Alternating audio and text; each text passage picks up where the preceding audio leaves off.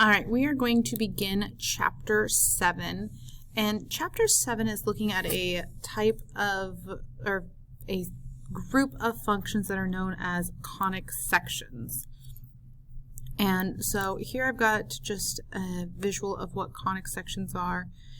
You can see what they come from is the idea of cones, where you have two cones stacked tip to tip.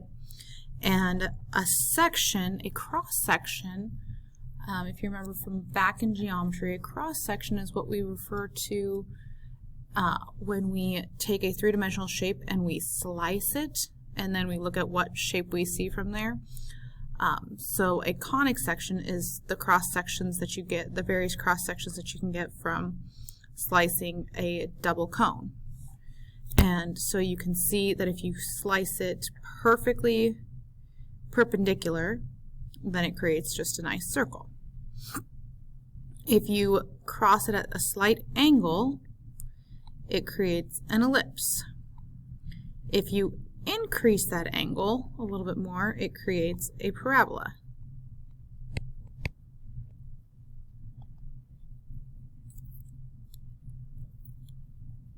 And then if you cut it straight up and down, it creates something that we call a hyperbola.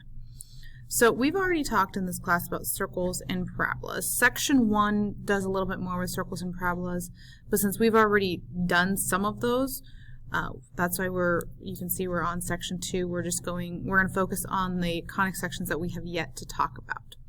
So we've done stuff with circles, we've done stuff with parabolas. Now we're going to focus on ellipses and hyperbolas. All right, so this first section, section 2, is going to focus on ellipses. So really quickly, I'll just show you what an ellipse looks like. So what you can see is an ellipse is a oval looking shape. And here's an example of what the equation of an ellipse would look like. And this can change. So here I'm changing my ellipse. You can see the equation changed and the shape of the graph changed. And then if I change these things again, you can see the equation change, and you can see what you'll notice is the definition of an ellipse is it's the set of all points where the sum of their distance from 2 points is the same. So those 2 points that we're talking about is the focal points. So in this ellipse right here, it's point D and point E. Okay. So with an ellipse, if you look down here in this box right here as I'm changing this, so here I have the distance from A to D, and here I have the distance from A to E. And as I move this, those distances change, but no matter where I move this, when I add those distances, no matter how they change, they always add up to the same number. In this specific ellipse's case, it always adds up to 8. Now, if I were to change my ellipse, you'll see they no longer add up to 8, this time they add up to 10.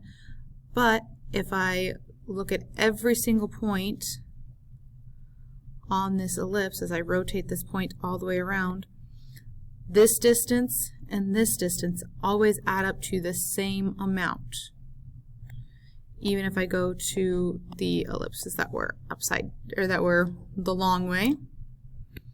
So here again, the combination I made just happened to add up to 10 again. No matter where I move it to, these distances change, but the sum stays the same, no matter where I put that. Okay. So just looking at that, and then so you'll see the generalized formula looks like this. You can change the formula a little bit more. And if you think along circles, you'll kind of see some similarities with circles. So here,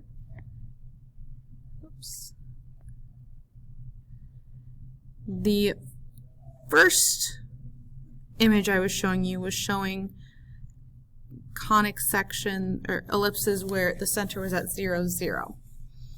And you'll notice still have that squared, x squared and y squared. You still have numbers in your denominator underneath each of the x and the y. But now what I'm looking at is we have these numbers inside the parentheses with the x and with the y that are inside the squared. And looks similar to how we have with circles, and you'll notice it does the same kind of thing. So it moves the center of my ellipse, just like it would with a circle. So that's what we're going to be focusing on in this first section. This first section I do have broken up into two parts. This first part we're just going to focus on graphing these. Then what we're going to look at in the next part is how we can take the graphs and turn them into, or take the graphs or take specific details about the graph and figure out what the equation would have to be. So that's going to be the second part. But this part one is just focusing on how to write or how to graph it. Okay, so here's just some information about ellipses.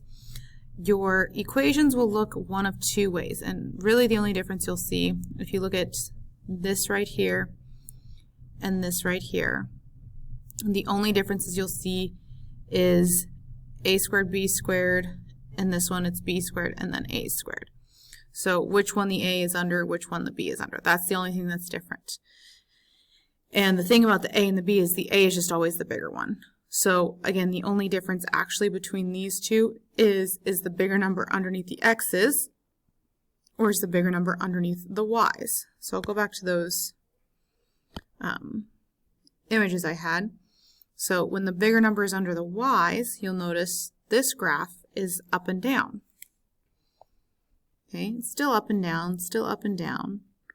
But once the bigger number is now under the x's, now it's side to side.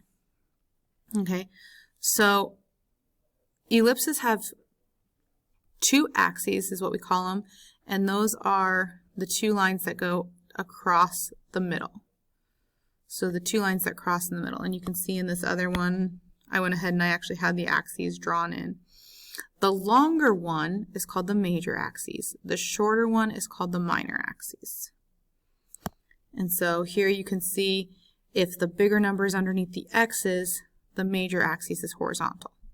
So that was where it was side to side longer. If the bigger number is under the y's, the major axis is vertical.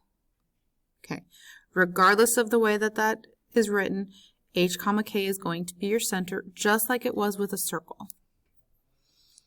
Okay, now there is some more information on here, and I'm going to come back to that once we do a little bit of graphing. Okay, it'll make this stuff make more sense once you see it in the context of a graph.